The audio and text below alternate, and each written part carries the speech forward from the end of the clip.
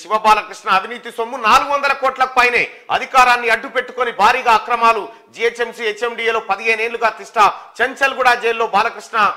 remand చేసిరు 400 కోట్లట కేటీఆర్ సోపతి మనిషి ఎవరైతే ఉన్నారో ఆయన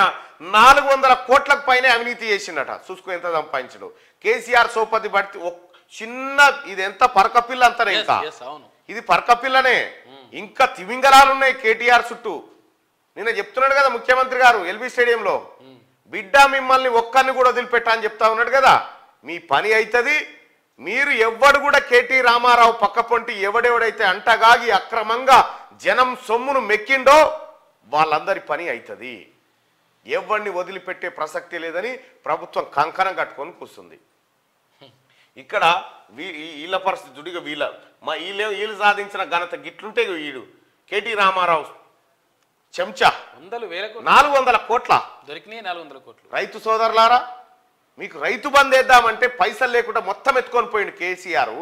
ఇగో ఒకడొకడు 400 కోట్లు ఒకడు 1000 కోట్లు ఒకడు 5000 కోట్లు ఒక్క సీతారామ ప్రాజెక్టులోనే 20,000 కోట్ల అవినీతి కాళేశ్వరంలో లక్షల కోట్లు ఆగం వీళ్ళు చేసిన పెంట ఇగో గిది